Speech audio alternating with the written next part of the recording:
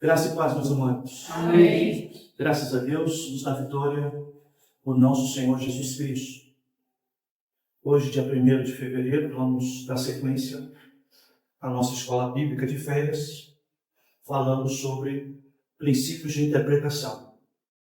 Antes de iniciarmos a aula de hoje, queridos, eu quero, mais uma vez, apresentar a vocês o livro desse mês, no mês de fevereiro, onde nós estaremos reunidos aqui para o chamado Encontro Teológico, abordando temas relacionados a este livro aqui, Amados por Deus.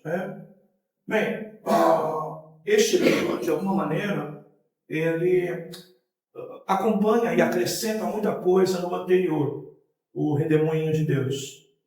Este livro aqui, de alguma forma, ele vai procurar nos fazer lembrar do amor de Deus para com as nossas vidas e realmente responder questões relacionadas a isso. Se um Deus, não é, que cremos, foi capaz, não é, de não poupar seu filho, e deixar que Cristo morresse na cruz, então, como que nós podemos realmente acreditar que Ele vai cuidar de nós? Ultimamente temos ouvido muito essa questão da morte de Jesus representar uma espécie de um Deus tirano, que o entregou à morte e mesmo podendo livrá-lo dessa situação, manteve, não é? Mesmo diante da fala de Jesus, se possível, passe de mim esse cálice. Como acreditar no amor de Deus por nós, se Ele não poupou nem seu próprio filho? E o livro também vai abordar o outro lado da moeda. Infelizmente, nós pregadores do Evangelho, ao longo do tempo, fomos especialistas em falar do amor de Deus.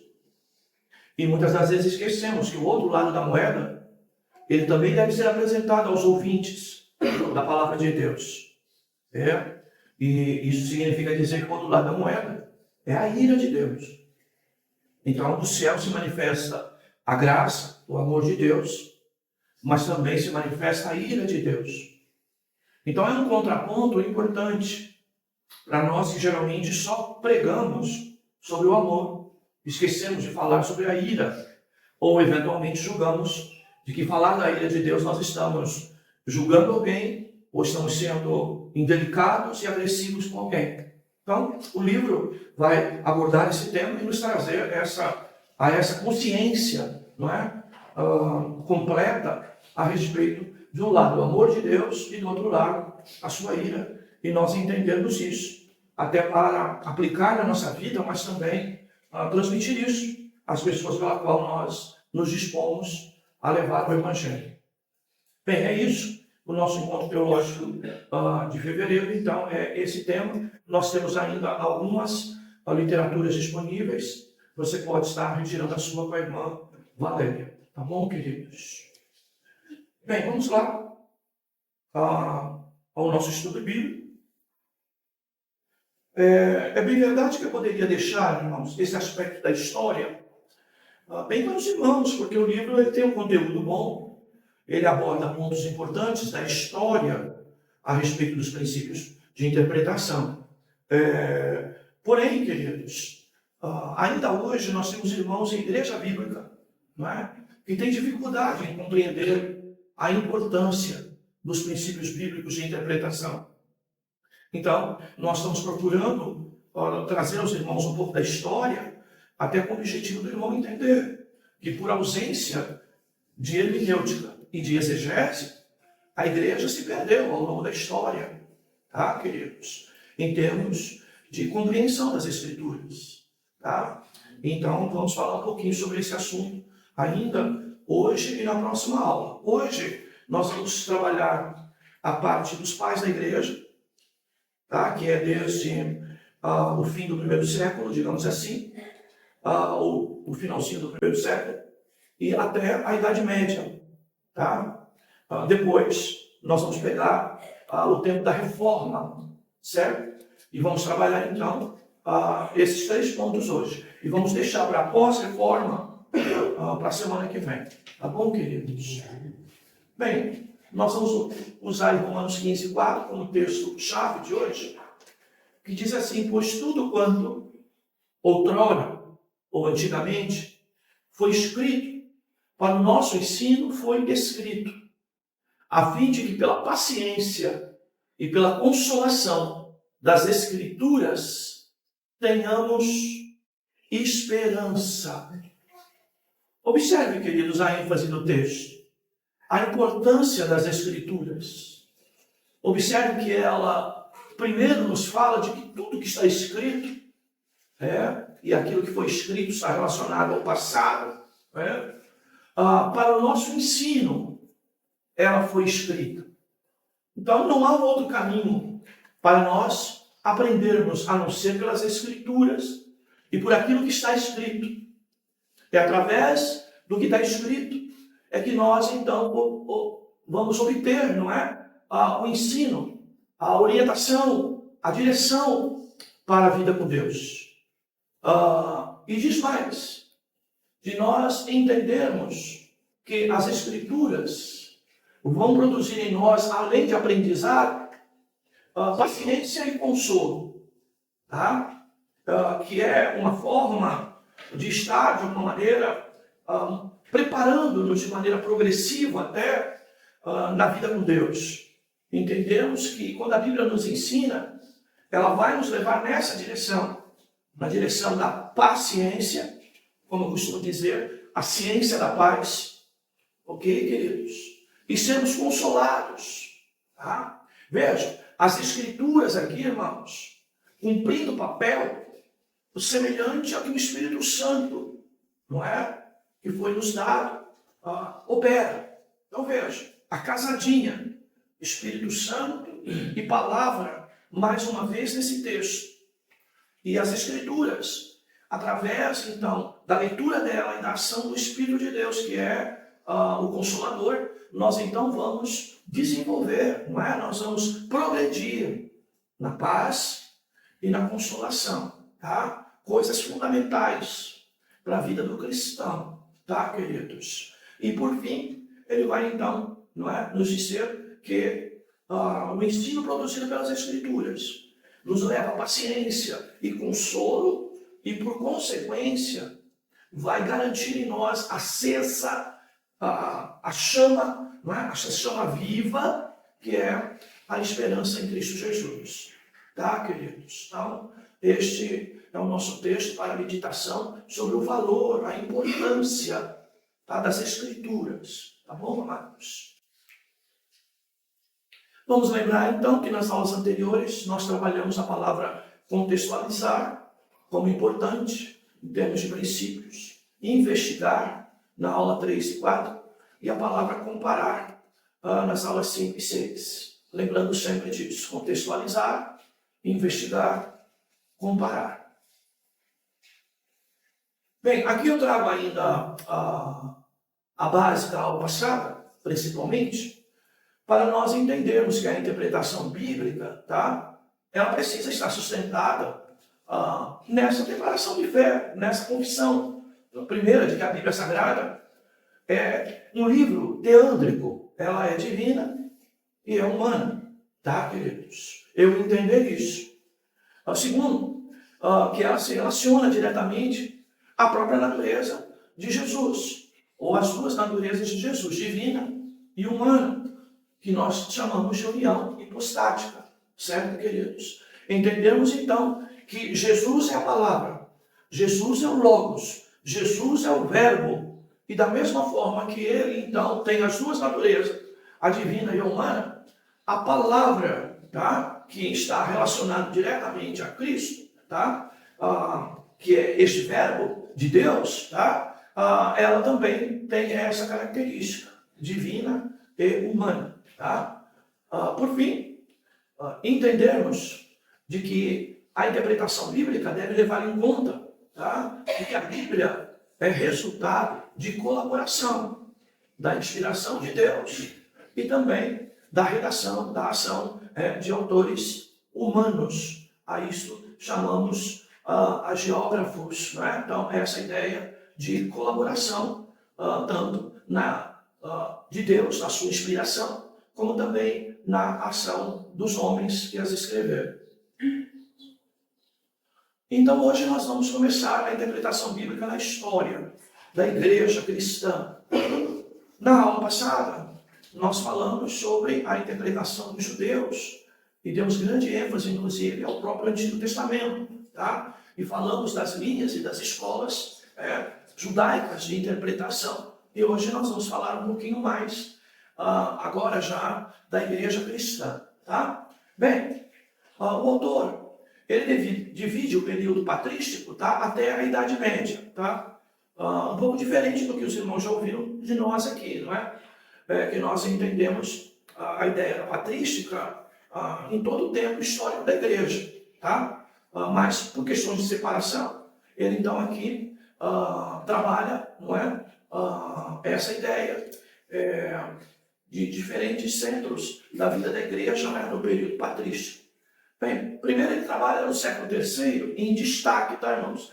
Alexandria, que vocês já ouviram lá, na aula anterior, quando falamos dos judeus, tá? De uma linha judaica de interpretação.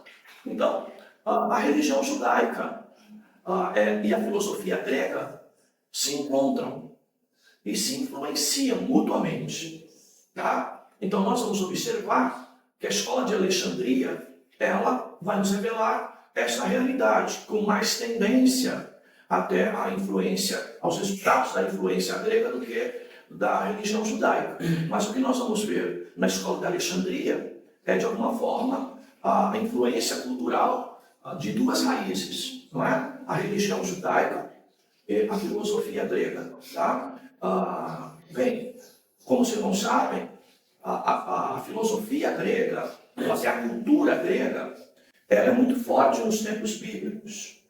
Ela, em grande parte, mudou pensamentos de rabinos, de muitos pensadores judaicos no período, inclusive, interbíblico. Grande parte dos prejuízos que nós vamos ver de muitos textos não inspirados, escritos no período interbíblico, eles são de influência da cultura grega, ou a maneira dos gregos enxergar a religião, a vida e o pensamento sobre todas as coisas, tá? Então, nós precisamos entender que isso veio para o Evangelho. A própria tradução da Septuaginta, ela foi muito questionada, e nós vamos ver isso ao longo da história da igreja, exatamente porque na hora que o intérprete pegou todo o Antigo Testamento, o tradutor melhor, pegou todo o Antigo Testamento, e agora o transportou para uma linguagem atual, que é a grega, junto com esta tradução, vem muito da maneira de ver, tá? Da língua grega, dos costumes, das palavras, inclusive, utilizadas, vocábulos usados pelos gregos, que às vezes não representava de maneira clara o pensamento judaico. Tá, queridos? Então, nós vamos observar isso. Tanto que lá na frente nós vamos ver, não é? Esse questionamento, e nós vamos ver a Bíblia traduzida para as outras línguas, não a partir da Septuaginta, que já carrega esse tipo de influência da filosofia grega, tá? Mas os nossos irmãos tradutores foram buscar originais, tá? Para poder fazer essa tradução a partir disso.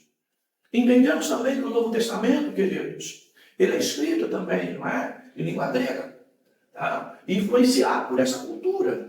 Então, ao longo da história, tá, queridos, também os nossos irmãos buscam, de alguma maneira, não é? Tirar o máximo, tá, da cultura grega do texto bíblico, apesar desse texto bíblico ser escrito na própria língua grega, tá, queridos? Muito do que a gente fala, expressões, tá, como você vai ver aqui no próprio Brasil, que é um país continental, não é? Citações que nós temos em Santa Catarina, Rio Grande do Sul, que não representa aquilo que nós entendemos aqui no Sudeste, muito menos no Nordeste. E no Nordeste também certas expressões, certos vocábulos que é próprio de uma região, apesar da mesma língua, tá, queridos? Então, nós entendemos isso, que a cultura local, que a cultura, ela pode influenciar bastante. Mesmo no Novo Testamento, nós temos regiões, por exemplo, a própria ilha de Creta, não é? O próprio pensamento dos moradores de Creta trazendo inclusive uma roupagem diferente quando Paulo se refere, não é, aos próprios cretenses, não é, dizendo e falando de costumes e de sua cultura muito particular, que diferia muito daquela época, apesar deles serem colonização grega.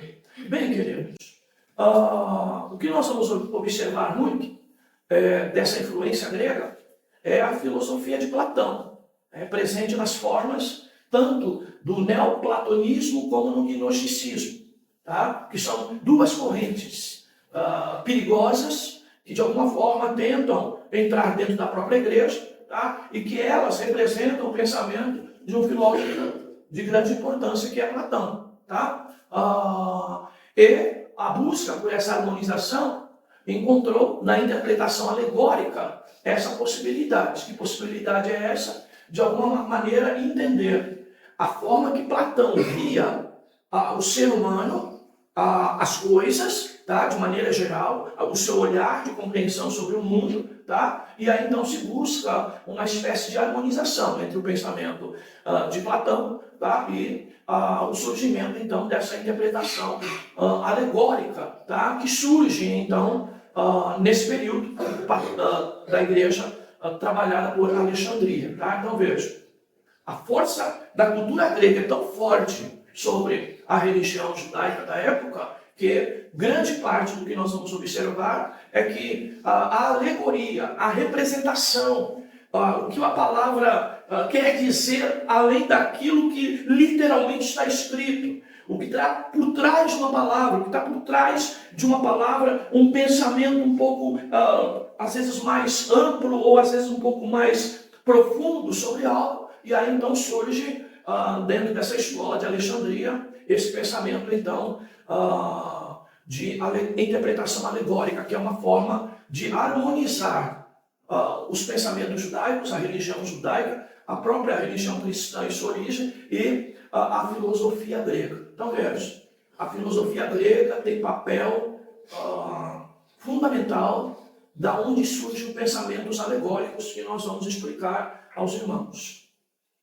Bem, os principais representantes dessa escola, né, essa escola que harmoniza de alguma forma a religião judaica com a cultura grega ou com a língua grega, tá?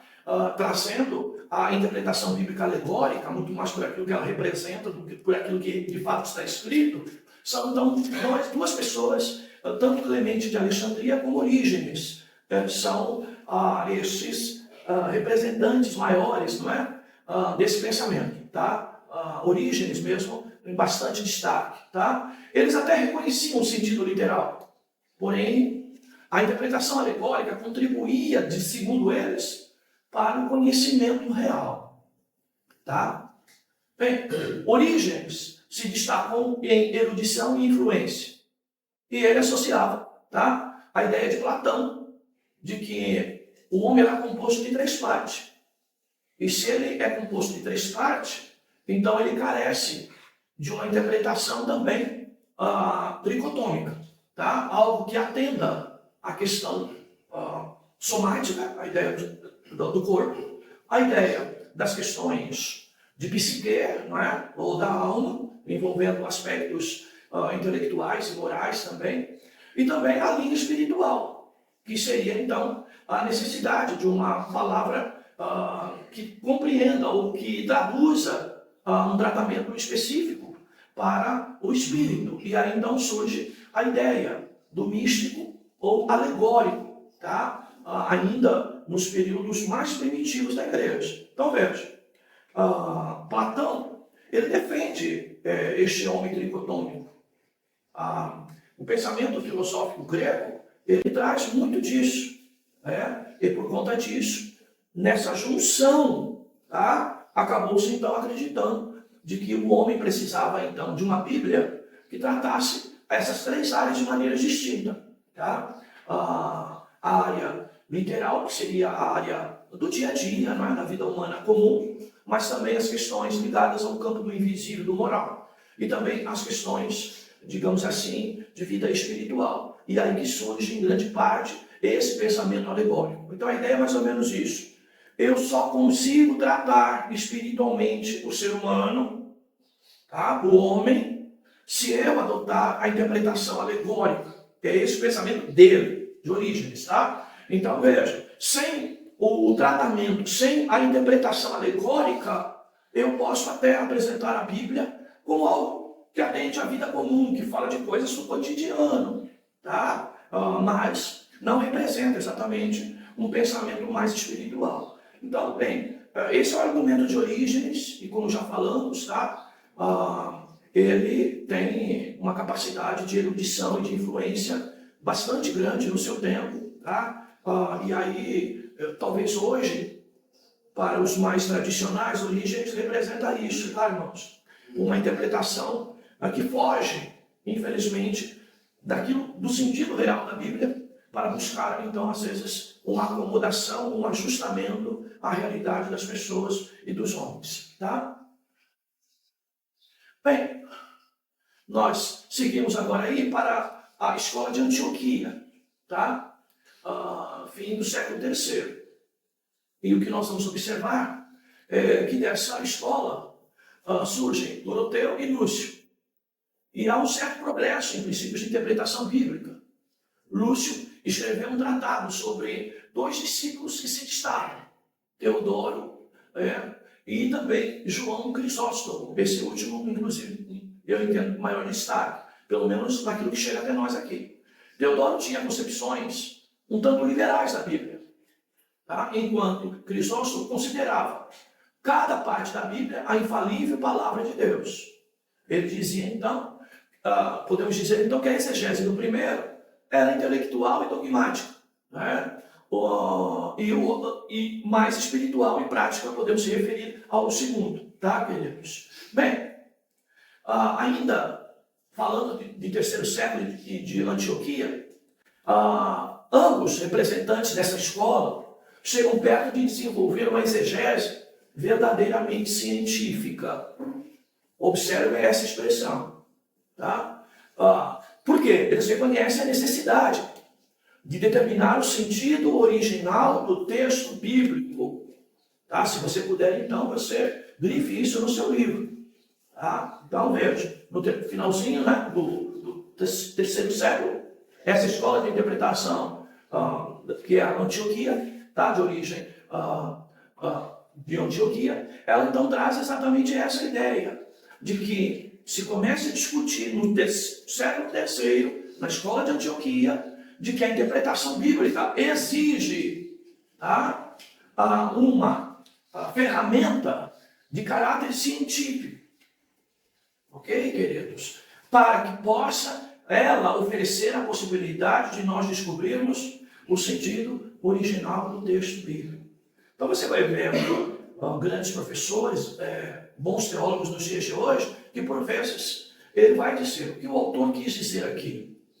A partir desse tipo de colocação, ele vai buscar exatamente aquilo que já falamos para os irmãos. Quando nós, diante do texto, fazemos pergunta para o texto, para tirar do texto, tá, as melhores explicações ou respostas. Tá? Então, é aquela palavra que nós usávamos muito no nosso tempo de escola, exercício. Tá? E esse exercício, ele era o quê? Construído a partir de uma exegese. Fazia-se pergunta para o texto, para do próprio texto trazer as devidas respostas. Tá bom, queridos? Bem, seguimos aí. Teodoro superou o Crisóstomo na exegese. Ela tinha o interesse destacado, a sua exegese pelo fator humano, mas infelizmente ele acabou negando a inspiração de alguns livros escriturísticos. Ele defendia o método histórico gramatical, apesar de reconhecer o aspecto tipológico, explicou eles do ponto de vista sempre histórico. Tá, queridos? Seguimos. Bem, o que nós podemos acrescentar aqui, irmãos, é que aquela história, nós temos que tomar muito cuidado. Já falamos, a Bíblia ela é divina e humana. É palavra de Deus, escrita por homens. Tá, queridos? E nós precisamos tomar alguns cuidados para não transformarmos a pregação do Evangelho, essa interpretação das Escrituras, apenas de caráter muito humano, porque entender a necessidade de ferramenta científica é olhar a Bíblia, não é? Como uma escrita humana em que eu posso, através da própria ciência desenvolvida pelos homens, uma capacidade de entender aquilo. Mas a Bíblia é muito mais do que isso. A Bíblia é a palavra de Deus. E eu preciso encontrar, não é, essas duas coisas intercaladas. Tá? Bem, e a exegese ocidental, ela exatamente vai trabalhar isso. Tá? Podemos falar de um modelo intermediário que combinava a alegoria de Alexandria e o reconhecimento de alguns princípios siríacos. Tá? Bem, aqui vocês vão entender que a Antioquia que falamos anteriormente é da Síria, tá? Princípios desenvolvidos nessa escola. Então traz algo determinante, que é a autoridade da tradição e igreja na interpretação bíblica. Tá? E aí se destacam duas figuras, Jerônimo e o próprio Agostinho. Tá? Jerônimo, na tradução da Vulgata Latina, um grande número de notas linguísticas, históricas e arqueológicas. Então veja, Jerônimo, aqui ele surge, tá? De uma forma bastante contundente, domina então o latim, e ele então traz, não é, essa tradução da Bíblia, que anteriormente não é, estava, vamos dizer assim, em grego, não é? Mas a partir de línguas diferentes, tanto para antigo como para novo, não é? Mas ele então trabalha muito disso. E aí então, no caso de Jerônimo, o que vem? Cultura latina sobre tradução e principalmente, tá, notas linguísticas, comentários, né, e até informações históricas e até alguma informação já arqueológica que de alguma forma vai influenciando a compreensão das pessoas. Tá? Que é aquela história. As notas de rodapé da Bíblia, irmãos, são boas. Tá? Mas nós precisamos ser muito cautelosos quando pegamos ela, porque elas muitas das vezes representam o pensamento muito do seu escritor. Tá, queridos? Então veja, quantas vezes eu critiquei aqui a Bíblia Plenitude, de estudo Plenitude. E essa Bíblia você vai observar, tá, que grande parte do rodapé dela trabalha, não é, informações, oferece informações, conceitos teológicos que fogem de uma linha doutrinária mais equilibrada. Ela carrega dentro dela pensamentos de interpretação alegórica muito forte. Tá? Então, a Bíblia Plenitude mesmo de estudo, apesar de ter alguns comentários relevantes e importantes, tá? Ela não pode, de maneira geral, construir a nossa linha de pensamento, tá? Porque ela traz extremos muito grandes, entre eles o de exagerar nas citações do diabo. Tá? Então, temos que tomar bastante cuidado com isso. Agostinho, ele foi bom em sistematizar as verdades bíblicas, mas ele é fraco na interpretação. É o conceito do nosso escritor e que eu entendo que é verdadeiro, ou que ele tem procedência, melhor dizendo. Ele adotou um método histórico, etiológico, analógico e alegórico na sistematização das verdades fundamentais. Então, aqui você tem que entender duas coisas. Uma coisa, irmãos, é interpretar o texto, tá? É manter um texto com uma interpretação sadia. Tá? E outra coisa é você pegar tudo que existe, tá? E começar a estabelecer sistemas. Então, eu, por exemplo, monto um sistema de salvação. Pela doutrina da salvação, monto um sistema. Pego o pecado e defino o pecado em suas diversas concepções. Pego a própria teontologia, a natureza íntima de Deus, e trabalho isso de maneira sistematizada. Agostinho era especialista nisso, em organizar de maneira sistêmica aquilo que já estava escrito. Tá? Mas ele não consegue a profundidade de que Jerônimo apresentou, ainda que isso nos é apresentado muito pouco, não é? E nós ouvimos falar muito mais de Agostinho, talvez até pelo pensamento, né, sobre o pecado original. Porém, Jerônimo, ele tem uma diferença de acréscimo em relação a Agostinho. Então, se você ler ali o que está escrito de Jerônimo e o que está de Agostinho, diga para mim, o que faltou para Agostinho, não é?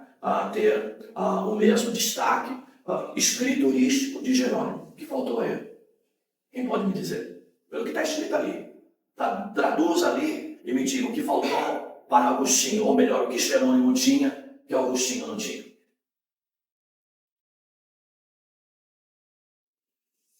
História. Hã? História. A história. Não entendi. História em si. Não.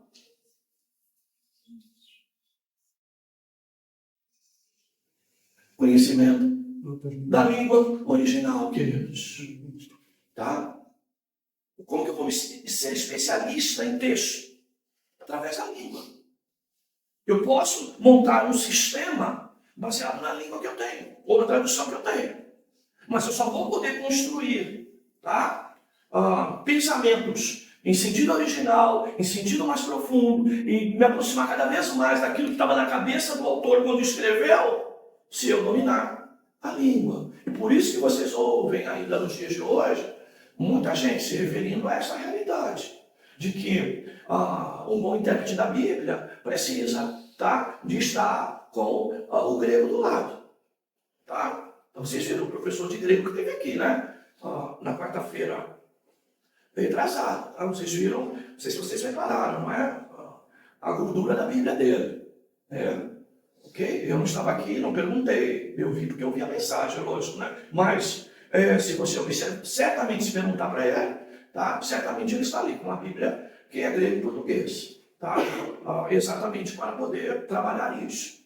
É óbvio, irmãos, eu digo assim, eu sou muito fraco em língua, tá? Original. Eu domino razoavelmente a língua portuguesa, porque para fazer direito você precisava de ter uma boa base de língua portuguesa, tá? Senão você não consegue pegar uma palavra e fazer uma argumentação, tá, queridos? Então você acaba, através da língua, desenvolvendo uma boa argumentação, baseada no conhecimento, não só gramatical, mas também de vocabulário, tá? Hoje, vejam, não quero defender a minha dificuldade de línguas, tá? Mas eu quero dizer para os irmãos que, ao longo da história, os nossos irmãos já se preocuparam com isso. E a Bíblia que vem até nós hoje, ela já traz, em grande parte, a implementação dessa preocupação. Então é óbvio que a gente consegue estar mais próximo da realidade por conta disso. Porque muita gente já fez o trabalho pela gente. Tá? Então, é essa a ideia. Aí você vai ver que Agostinho, então, por ausência, às vezes até das questões ligadas, tá? Aos originais, ele acaba, não é, adotando essa realidade. Então, o método histórico, o etiológico aí, a questão étnica, a questão do homem, tá? Analógico, que é a questão, digamos assim, de comparação, e o alegórico, que é essa interpretação mais, digamos, espiritualizada ou mais representativa, tá? Fugindo um pouco da literalidade. Por quê? Porque o literal, o sentido original, a interpretação adequada buscando o que realmente o autor quis dizer, apenas quem domina a língua original poderia fazer isso. Tá? Porque a língua, em outras culturas, às vezes não quer traduzir a mesma coisa da cultura original, ou do pensamento original. Tá bom, queridos? Bem, agora nós vamos para a igreja cristã, na Idade Média. Tá? E aí você vai ver grande parte a influência do próprio Agostinho. Tá? Que, apesar de se preocupar com o literal, ele acabava fazendo essa interpretação em 4 camadas, como nós podemos dizer. Tá? Então vamos lá. O período da Idade Média é o período de ignorância bíblica, mesmo do clero. Na Idade Média, tem alguns homens que são intitulados teólogos, mas nunca leram a Bíblia por completo. A Bíblia ganha tão pouca importância de que era capaz até de alguém ser considerado teólogo sem ter lido a Bíblia toda. Tá? E aqui então nós vamos viver exatamente essa questão, tá? Da ignorância, mesmo do clero. Vivia-se da tradução da Vulgata e dos escritos dos pais, tá? Ou seja, dos seus anteriores. O condutor místico destacava a visão, então, das 4 camadas.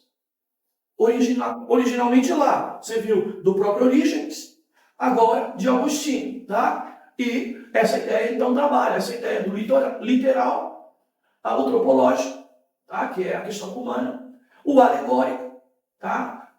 Que é essa ideia da representação, e o analógico, que trabalha sempre aspectos de comparar para buscar o sentido do texto, tá? Sempre. Então, a Bíblia deve se adaptar à tradição e à doutrina da igreja. Aí surge exatamente esse conceito, tá? Então, veja, a ideia da época, aprenda o que crer, ou seja, o que você ouve do pregador da igreja, do que a igreja te dá lá na confissão, que isso tinha muito nos tempos, né? Bíblicos, e já na Idade Média já existia isso, uma certa programação de culto, tá? Onde a ideia era aprenda o que crê com a igreja. E aí então vá à Bíblia para encontrar isso. E aí então vai surgir esse aspecto, não é? De que a igreja ela define o sentido da Escritura, tá? Então surge isso de maneira mais pesada. Então é o que você vai ouvir aí dos padres, quando falam que o nosso grande erro dos protestantes é colocar as Escrituras acima da igreja. Aí ele vai dizer, quem que escreveu a Bíblia? Quem que juntou a Bíblia? Quem que fez a Bíblia? Não é? Quem montou a Bíblia? Aí ele vai dizer, a igreja. Então a igreja é mais importante do que a Bíblia. Mas aqui não é quem montou, não é? Ou juntou os 66 livros. Aqui é quem escreveu, não é? Mas a igreja não teve esse papel, tá? Então ele diz, nenhum novo método de interpretação foi desenvolvido nessa época. Tudo ficou atrelado a isso. O que a igreja dizer, você vai lá na Bíblia e encontra isso lá, tá? E aí que surge esse pensamento, inclusive dentro da própria igreja, da exegese, tá? Eu digo alguma coisa e você vai buscar na Bíblia, quando tem que ser o contrário. Eu acho na Bíblia e aí digo alguma coisa. Eu acho na Bíblia e aí digo alguma coisa. Mas a fonte original dessa Idade Média romana, principalmente da igreja que se torna que é a igreja romana, acaba trazendo esse tipo de interpretação, tá? Então nenhum novo método de interpretação foi desenvolvido nessa época, ou seja, não se dava mais valor aos originais, não se dava mais valor, não é? A busca de compreender as línguas primitivas, tanto do grego como do judaica, que eram de certa forma difíceis, tá? E aí então se desenvolveu essa linha, tá? E que deixou então a interpretação, a exegese subordinada à tradição oral e à autoridade da igreja, como eu disse aos irmãos, tá? Nessa explicação aqui de hierarquia, tá bom, irmãos? Bem, nós vamos ter aqui algumas constatações dessa época. Primeiro, a obra Glossa Ordinária era compilações de fragmentos literais, morais e místicos, com observações gramaticais de caráter muito elementar. As interpretações eram cheias de contraditórios, e o que permitia a aplicação de livre escolha. Tá? Então veja, essa obra aqui, ela trabalha essa ideia, tá? Pegando alguns fragmentos, se trazia algumas realidades e oferecia algumas possibilidades. E aí cada um fazia uma livre escolha daquilo que entendia nas Escrituras. Tá? Então, como eu costumo dizer para os irmãos aqui, às vezes nós queremos dar caráter muito particular e pessoal para a interpretação da Bíblia. Tá? E às vezes a gente faz até uma pergunta aos irmãos, tá? Dentro do contexto do que foi pregado. E aí o que ocorre? Você vai no texto pegar aquilo que é mais importante para você, ou que você já ouviu de alguma maneira, que já foi trabalhado por você. Mas a gente não se atém à pergunta que foi feita. A gente acaba escorregando, tá? Não do texto, mas escorregando da pergunta, tá? Por isso que a questão gramatical, ela é muito importante, tá?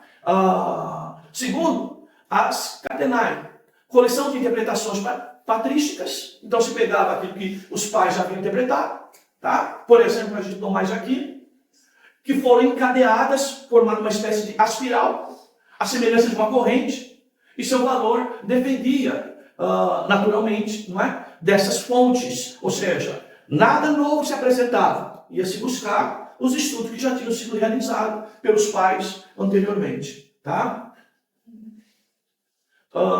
Depois nós vamos ter ainda aí a obra das sentenças. Era compilação de exposições de Ambrósio, de Agostinho, com certas distinções, acréscimos e comentários.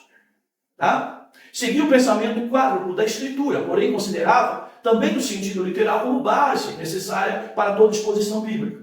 Tá? Então, assumia as 4 interpretações, mas entendia que o literal era necessário para toda exposição. Os grilhões desta era foram quebrados por Nicolau de Lira, que lamentou que o sentido místico, ou seja, aquilo que não estava claro no texto, sufocava aquilo que estava claramente escrito, tá? Ou seja, o literal.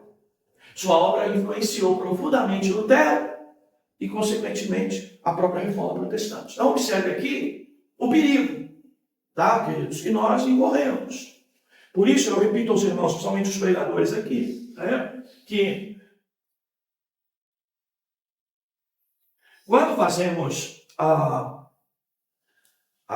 nossa interpretação, nós precisamos trabalhar bastante essa ideia. Primeiro, eu leio o texto. Né? Primeiro, você sabe que é um bom pregador, que está pregando realmente a palavra. Tá? Primeiro, ele lê o texto. Segundo, ele explica o texto. No literal. No que está escrito ali realmente. Tá? Literalmente falando. E isso coloca você o quê? No contexto do que o escritor estava vivendo quando escreveu aquilo. Tá? E você vai buscar, então, o sentido do escritor, que ele quis escrever naquele texto. O que ele quer dizer com o texto. Tá? E aí, então, você vai trabalhar uma terceira parte que tem que ficar claro para nós, que é a aplicação do texto. E na aplicação do texto, eu vou trazer a palavra para a nossa realidade. Porque senão, ela pode ficar muito distante e sem possibilitar a lição de casa, como a gente costuma dizer aqui, se eu ficar apenas, tá, dentro daquela literalidade. Tá? E aí, vocês não sabem, quando se fala muita crítica ao sistema do metodismo, tá? Quando a gente se torna metódico demais, ou seja, a história, a língua, o sentido do texto, o escritor, tá? O contexto que ele vivia, os costumes que ele tinha, tudo isso se torna muito mais importante do que aquilo que é alimento realmente espiritual em questões de vida com Deus e comunhão com Deus, tá? Mas aqui o que aconteceu foi exatamente isso, tá? Essa ideia, a tal ponto de alguém lamentar que o sentido místico acabou sufocando o sentido literal, tá? Sua obra, então, acabou influenciando Lutero e, consequentemente, a Reforma. Bem, vamos para a Reforma. Volta lá, querida. Se não estou falando aqui, os irmãos estão lendo aí. Se ler, pelo menos, erra menos, né? Então, queridos, essa é a ideia. Você vê, uma coisa, irmãos, século IV, século V, tá? Era você buscar a palavra no seu sentido original e trazê-la para a nossa realidade, do que pegar a obra dos outros para explicar, para acrescentar ou para tirar, desprezando, tá, aquilo que o outro já fez, que eram as fontes originais. Tá? Então, é mais ou menos o que a gente faz hoje. A gente pega a Bíblia, que alguém já traduziu, que alguém já viu o sentido original dela, que alguém já trabalhou, não é? Uma série de coisas nela, e nós somos o que vamos quê? Acrescentar algumas coisas. Tá? Em grande parte, diz que a história é só repetição das coisas, é mais ou menos o que ocorre hoje. Tá? O irmão presbítero Jadiel, algumas vezes, não é? Ele era muito cuidadoso com os programas de rádios que se tinha lá na época do Projeto de Deus, né? E, às vezes, ele ouvia outras ministrações de outros pastores, não é?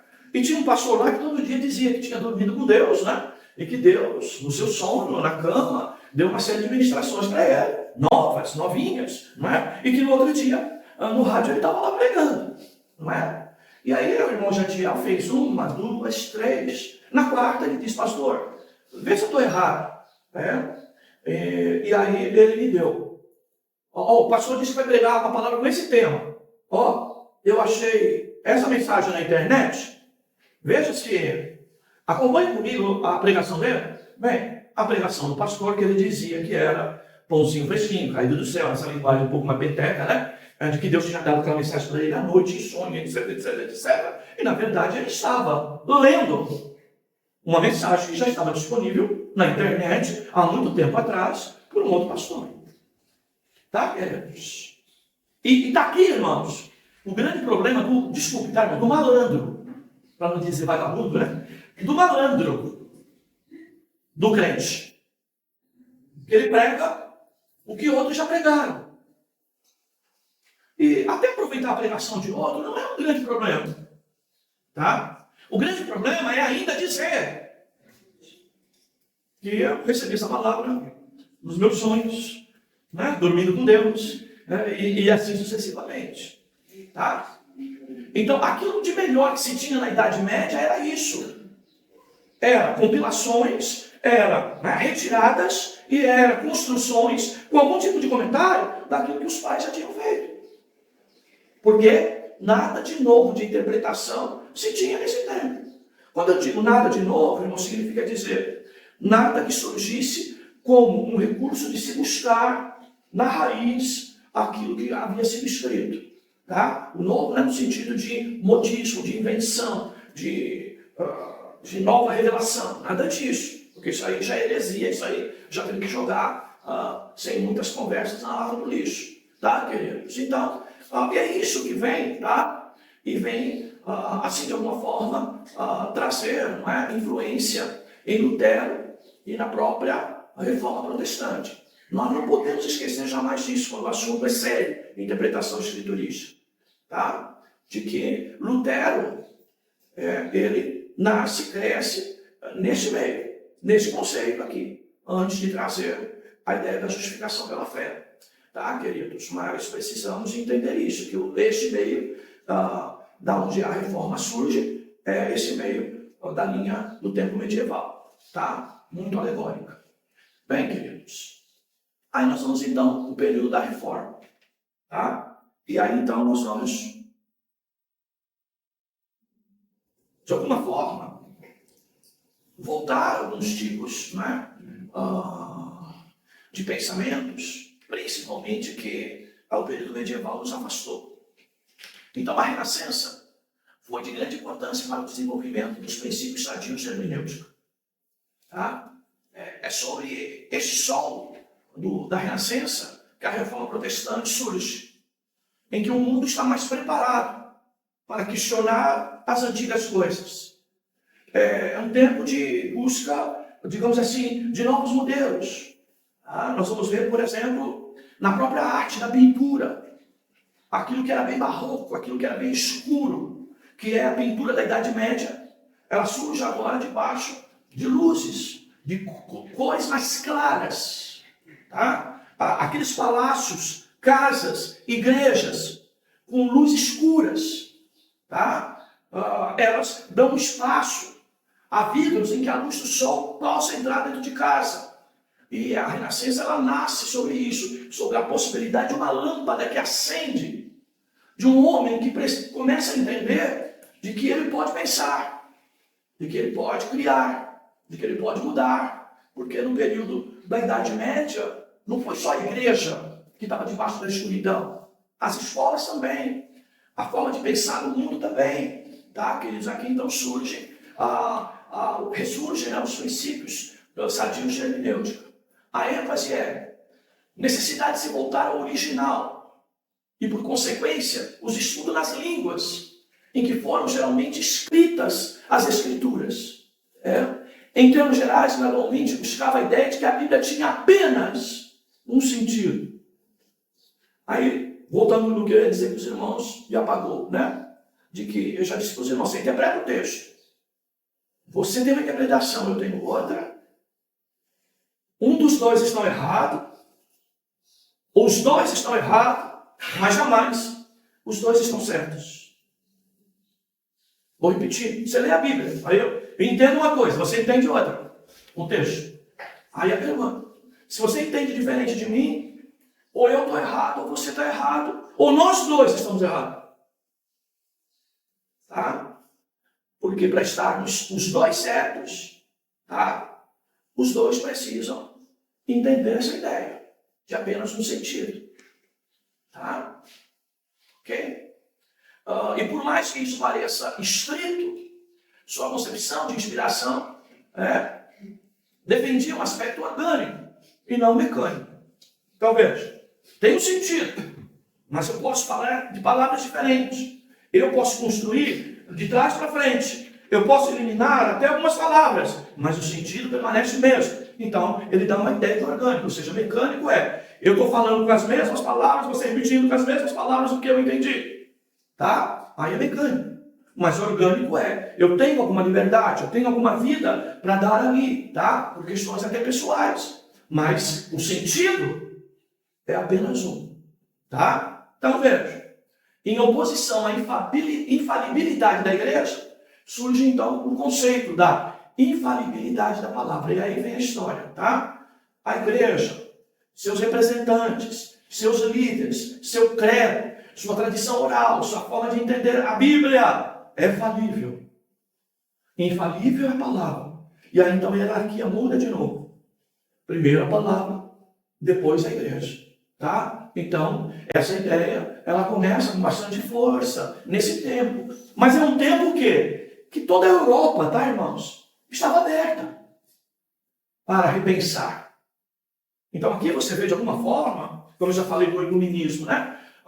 Aqui em aulas do CETEREC, o iluminismo, por um ponto, foi excelente, porque também permitiu o progresso da reforma, tá? A forma de pensar, a liberdade de pensar, a liberdade das pessoas em buscar informação, certo, queridos? Mas também o seu excesso levou ao que nós hoje vemos, grande parte da igreja reformada, de 500 anos e alguma coisa, tá se perdendo. Que é o quê? O liberalismo teológico. Tá? Porque pensou demais. Deu muitas asas ao seu cérebro. Não pode dar, tá, irmãos? Você tem que ficar no texto. Tá? Se der muita asa para o cérebro, a gente vai caçar heresia. Ou, se não caça heresia, pelo menos não diz o que o texto está querendo dizer. Tá? Certo? Bem, o caráter essencial da exegese passa a ser, então, o resultado de dois princípios fundamentais. Primeiro, a Escritura é a intérprete da Escritura. Ou seja, a Bíblia explica a própria Bíblia. A Bíblia tem um intérprete. Quem é o intérprete dela? É a própria Bíblia.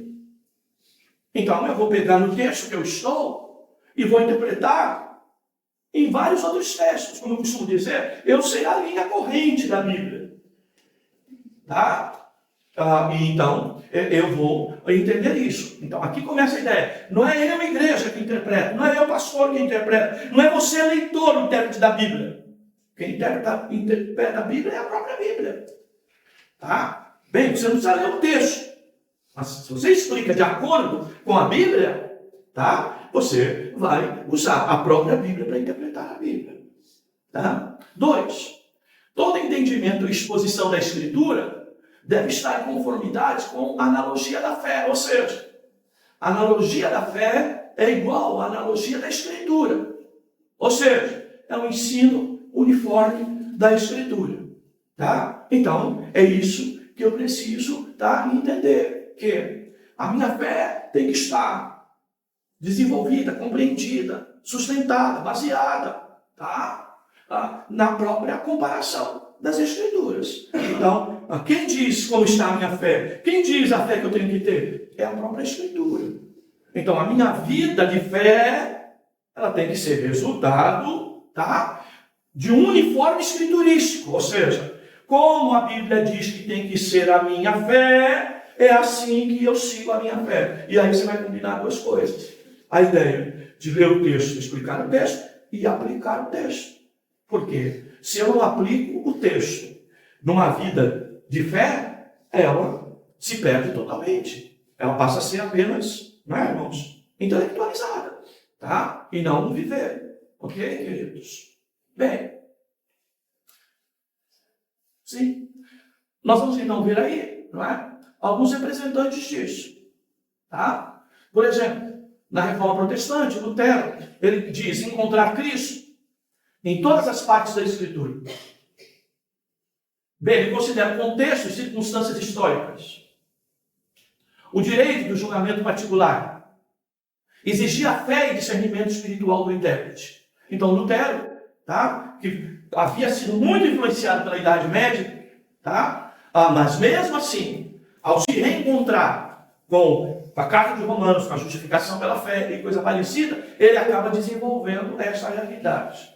Primeiro, Cristo em todas as partes da Bíblia. Tá? O direito do julgamento particular, que eu tenho que considerar o contexto e suas circunstâncias históricas, e que eu preciso também do quê? De fé e discernimento espiritual. Veja, a interpretação da Bíblia para Lutero, ainda que você não deva carregar nela pensamentos muito humanos, muito pessoais, eu preciso entender, tá, de que eu preciso de fé e discernimento espiritual. Se eu não tiver esta iluminação, tá, eu terei dificuldade também de trazer uma palavra viva, não é? E de ter uma interpretação da Bíblia de acordo com a minha realidade espiritual. Eu posso ter pessoas vazias de Deus e ler o mesmo texto, interpretar o mesmo texto e apresentar o mesmo texto e ele não ter a mesma vida que outros apresentam. Tá? Bem, irmãos, não sei se é o tempo que faz isso, mas a gente sabe, tá? De alguns pregadores que às vezes têm até preocupação em pregar a Bíblia, mas entregam uma mensagem xoxa, vazia, desprovida de ânimo espiritual, de vida espiritual, de vida com Deus. Tá? Isso é fácil de se observar. Tá? É só observar, tá, irmãos? Se a palavra ela vibra no pregador e naquele que está ouvindo. Se não, irmãos, é apenas intelecto. Isso não serve para nós. Apenas isso. Nós queremos uma palavra exatamente, né, construída em bases de bom intelecto, de bom raciocínio, porque isso é a interpretação bíblica. Mas eu não posso me desprover de fé e discernimento espiritual, mesmo em quem apresenta, quanto mais em quem interpreta. Tá, queridos? E aí depende de vida com Deus. Melanchthon, ele foi a mão direita de Lutero e foi seu superior em erudição. Ele tinha domínio maior, tá, das questões linguísticas. As escrituras devem ser entendidas gramaticalmente antes de serem entendidas teologicamente. Bem, esta frase ela representa muito aquilo que eu passo para os irmãos do seminário teológico aqui. Tá? Eu preciso de gramática. Tá? Antes, inclusive, de entender a palavra teologicamente. Tá bom, amados? Eu preciso entender, por exemplo, né? Vamos ver se eu lembro aqui de um exemplo fácil, né? Da questão gramatical, né? Por exemplo, né? Romanos 6:23. O salário do pecado é a morte, mas o dom gratuito de Deus é a vida eterna em Cristo Jesus. Tá? Então veja, eu preciso aprender a compreender essa construção gramatical. E aí eu vou entender que existem duas orações aí distintas, que estão na contramão, mas que se completam. Identificando o quê? Uma palavra simples no texto. M-A-S. Eu disse M-A-S. Mas. O salário do pecado é a morte, não é verdade? Sim. É uma regra. Pecou, morreu. Desde o Éden, isso é uma regra. Tá? Bem, mas aí a Bíblia diz, mas. Isso é uma conjunção adversativa que vai construir uma oração coordenada adversativa. Ou seja, a primeira oração, o salário do pecado é a morte, está coordenada com a segunda oração. E a segunda é contrária. Ou seja, eu posso sair tanto do pecado como da morte na pessoa de Jesus Cristo. Porque Jesus Cristo é o único que pode me dar salvação. E é isso que o texto quer dizer. O salário do pecado é a morte, mas o dom gratuito de Deus é a vida eterna em Cristo Jesus.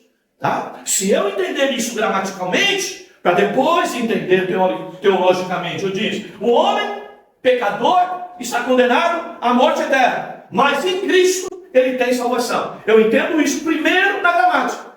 E depois construo o pensamento teológico disso. Tá? Então, são coisas que a gente precisa entender, queridos. Por isso, vem a história. Pastor que não gosta de ler, que tem dificuldade de ler, pregador que não gosta de ler, tem que ler, não só ler, mas explicar. E para explicar precisa entender. E para entender precisa primeiro compreensão gramatical. Porque evangelho é palavra. E não há como fugir disso. Por mais espiritual que eu seja. Senão, eu venho aí com esse místico sufocando o literal. Que nós vamos ver em grande parte das igrejas. Tá, queridos meus pregadores? Olha lá. As escrituras têm apenas um sentido claro e simples. Veja só. Sério. Bem, aí a gente surge, não é? Para a nossa minha reformada, o grande intérprete. Né? Nós temos, inclusive, aí a Bíblia toda interpretada por Calvino em vários livros, né? De cada livro da Bíblia, a interpretação que Calvino deu. Tá? Ele viu o método alegórico como artifício de Satanás para obscurecer o sentido da Escritura. Vejam só. Tá? Então, o alegórico para Calvino é um artifício de Satanás para obscurecer o sentido da Escritura. E grande parte do Evangelho no Brasil hoje está assim, irmãos. Eu fico admirado de um pregador que toda noite, irmãos, eu ouço um trechinho da mensagem dele, toda noite. Deus ouviu tua oração, a porta se abriu, a vitória chegou. Toda noite, mensagens construídas nesse sentido. Toda noite. E toda uma igreja vibrando. Olha o pensamento, não é? De Calvino sobre isso. 2. Ele acreditava no significado simbólico de muito que se era encontrado no Antigo Testamento, mas compartilhava da ideia de se encontrar Cristo em toda a parte da Escritura. Mas não compartilhava com essa ideia. Veja. Aí eu vou lembrar aqui no estudo de Salmos. Não sei se a irmã está aqui. Tá. A irmã está aqui. Uma pergunta lá atrás, no nosso estudo de Salmos aqui ainda. Vocês levavam um salmo para casa para você trazer a sua interpretação, o seu sentido do salmo, coisa parecida. Bem, aí eu expliquei o sentido do salmo e desprezei Cristo naquele salmo, na minha forma de apresentar. Tá? E aí a irmã, né, perguntou, pastor, mas esse salmo, né, ele está falando de Cristo? Ele está falando de Cristo? Ele está falando de Cristo? Tá? Então veja, nós usamos muitas das vezes essa palavra, eu preciso encontrar Cristo. Não é no tempo que eu deixei ele lá, no caso de Maria, não é? Mas eu preciso encontrar Cristo em todas as Escrituras. Calvino não compartilhava com isso. Tá? Isso para mim é uma falha. Tá? Mas, eventualmente, tem alguns textos que eu posso entrar por um caminho de forçar o texto para mostrar Cristo onde ele não está. Porque eu entendo um sentido maior. E trabalhando esse sentido maior, isso me obriga a encontrar Cristo naquele texto. Mas ele não está aqui. Mas aí eu forço o texto para encontrar. Porque é uma máxima que eu tenho que encontrar Cristo em toda a Bíblia. Eu tenho que tomar cuidado com isso. Calvino ele é tão independente na interpretação que ele diz isso. Tá? E aí eu expliquei no Salmo, né, para a irmã, né, algumas coisas que se relacionavam a Cristo. Mas o Salmo, de maneira geral, ele falava muito mais de todos nós numa condição de sofrimento, não para a salvação, mas resultado dessa salvação, do que o próprio Cristo como Redentor da nossa salvação através da sua morte. Tá? Então isso pode ocorrer. Olha só, ele reduziu o número de salmos messiânicos. Por quê? Porque não encontrava Cristo. Tá? Então alguns intérpretes, ou até alguns tradutores da Bíblia vão colocar lá, né? Salmo messiânico. Tá?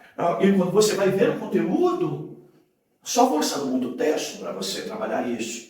Veja, e a ideia aqui de Calvino é, eu não tenho que forçar o texto para tirar do texto aquilo que ele não está dizendo, tá? Mas eu tenho que entender que isso é claro, e eu devo apresentar aquilo que é claro apenas. Tá? Bem, ele insistiu no fato de que os profetas deveriam ser interpretados à luz das circunstâncias históricas. Olha só. Então, o que ele está dizendo? Ele está dizendo que nós não podemos pegar todo o texto profético e só trabalhar futuro, linha futurista nele. Mas que nós temos que aprender a entender, tá, a questão atual e até a questão pretérita, até o passado, a respeito daquilo que o profeta está falando. Tá? Porque o profeta fala movido por alegria ou por tristeza no momento que ele está vivendo. E isso ocorre com a gente aqui na igreja, irmãos. Tá? O dia que eu não estou bem, o dia que há uma certa tristeza, um certo sofrimento, eu acabo passando isso na mensagem de alguma forma. Tá? Que é a minha característica pessoal. Tá? E ele, então, ele fala que os profetas também estavam pressionados por essa circunstância. Tá?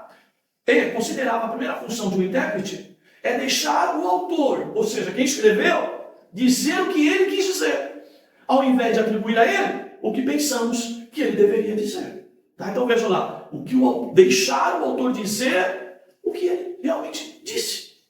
Tá? E não, como a gente costuma dizer, não coloque palavras na minha boca. Não é isso que eu estou dizendo. Mas quantas vezes nós mesmos pregando, quem está nos ouvindo, interpreta de um jeito, como se nós disséssemos aquilo, mas nós não dissemos aquilo. Tá? E se há uma distância daqui para o meu entendimento do que está escrito, de quem escreveu, também há uma distância entre aquilo que eu falo aqui e que vocês ouvem aí. Tá? Bem, os católicos romanos, nessa época, não fizeram nenhum progresso exegético nesse período.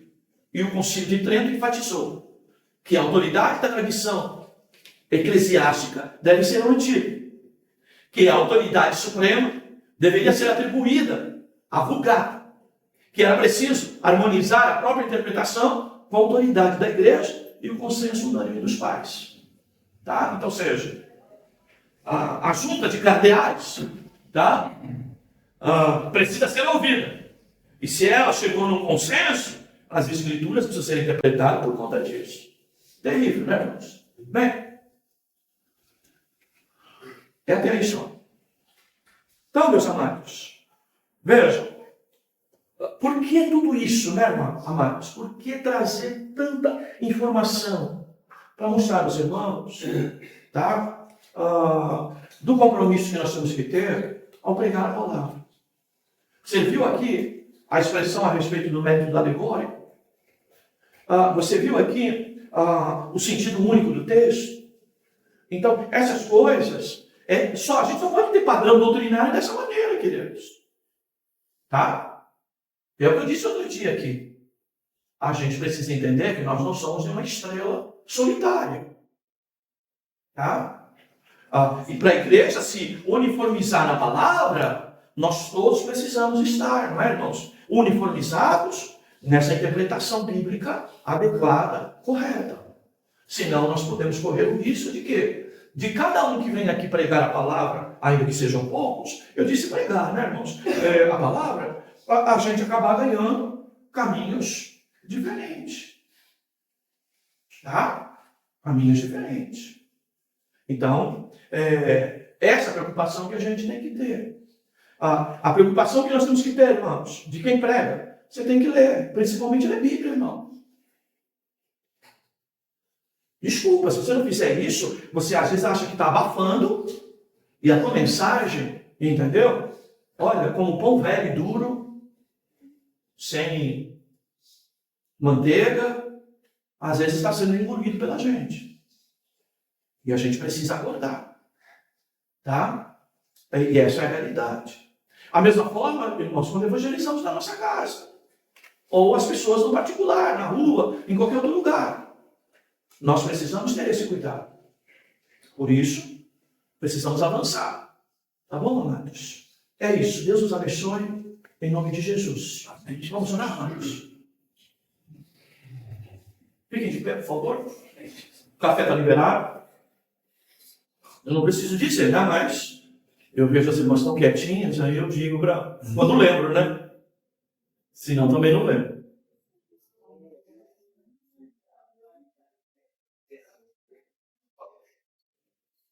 Vamos pedir a graça de Deus sobre nós. Vamos pedir para que Ele nos ajude a entender um pouco da história da interpretação e como a igreja escapou, fugiu da boa interpretação bíblica, das boas pregações bíblicas e caiu novamente no buraco que nós estamos vendo atualmente. Não é? Deus tenha misericórdia de nós, porque nós temos muito exemplo na história da igreja para eventualmente cairmos de novo no mesmo buraco, no mesmo abismo, né?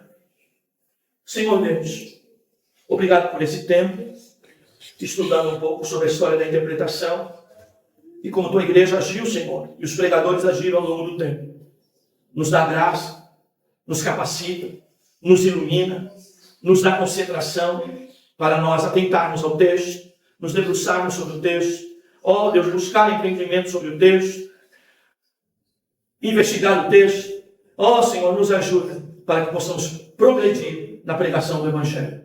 Abençoa meus amados irmãos, dá graça a cada um dos teus servos. Lembra também daqueles que estão a caminho. Ó Senhor, traz debaixo da tua proteção. Nos ajuda logo mais, Senhor, onde vamos sentar à mesa para participar, Senhor, dessa bendita comunhão e trazer à memória a morte de teu Filho amado por nós. Rogamos a tua bênção sobre todos. Fazemos isso em nome de Jesus. Amém. Amém. Graças a Deus. Voltamos 11:10, tá bom, queridos?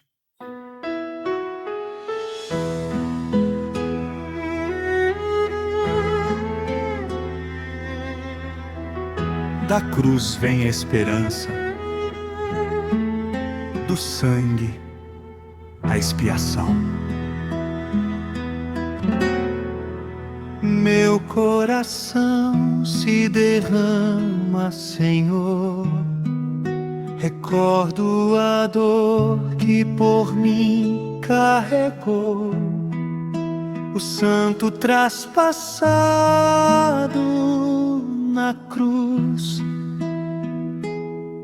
Minha culpa o teu sangue lavou. O que parecia derrota era o teu plano de amor. Na dor que rompe a noite, nasce a luz do Salvador. Na cruz vejo graça, no túmulo vazio vitória. Jesus é quem salva, a Ele toda a glória. Não é pelo que faço, é pela tua redenção. As obras que eu vivo são fruto da transformação.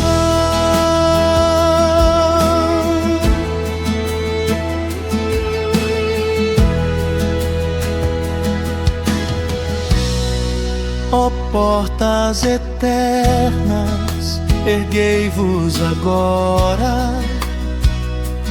Entra o Rei da glória, Senhor. A morte foi vencida ao amanhecer. Ele vive, Ele reina em poder. Da cruz ao trono eterno, ressurge o Filho de Deus, o Rei que foi ferido, hoje reina entre os céus. Da cruz vem a vida, da graça o perdão. Caminho contigo, habita em meu coração. Onde Cristo reina, tudo volta a florescer. Minha vida é tua, ensina-me a te obedecer. Na cruz vejo graça, no túmulo